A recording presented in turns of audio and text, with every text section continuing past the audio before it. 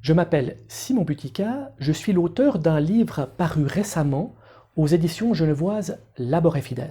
Son titre, Le Nouveau Testament sans tabou. Le point de départ de ce livre n'est rien d'autre que les questions, les interrogations, les déceptions, les surprises que rencontrent bien souvent les lectrices et les lecteurs du Nouveau Testament lorsqu'ils tombent nez à nez avec des textes ou avec des thèmes qui constituent autant de défis pour la foi, pour la morale ou pour la raison.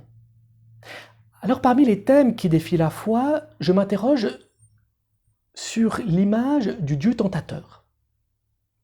Concernant les textes ou les motifs qui mettent au défi la morale, je reviens sur le silence assourdissant de Jésus à propos de l'esclavagisme antique.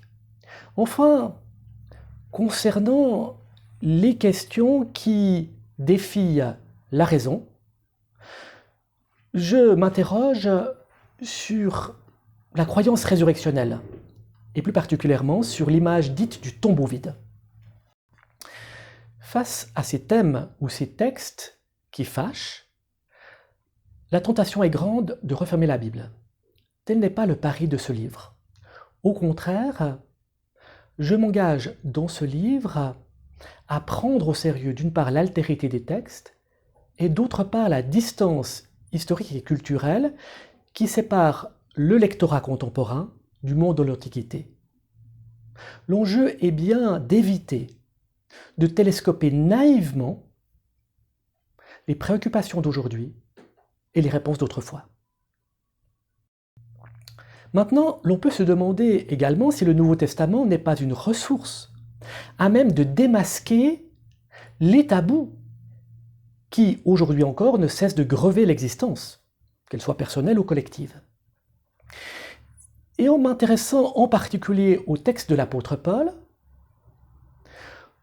l'on s'aperçoit que, chez Paul, l'éthique croyante n'est pas une morale prête à l'emploi, qui dicterait la marche à suivre face à chaque situation de la vie. Au contraire, ce que l'apôtre Paul met au cœur de sa pensée éthique, c'est une logique de réciprocité. C'est un appel à reconnaître l'autre comme un alter ego.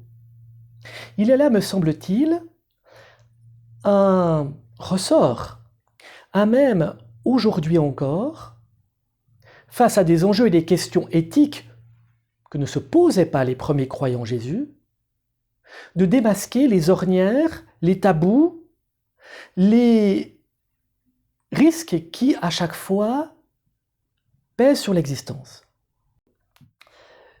Précisément, lorsque les relations entre personnes sont menacées de se figer dans des rapports de force et de domination. Le rappel de cette logique de réciprocité est une boussole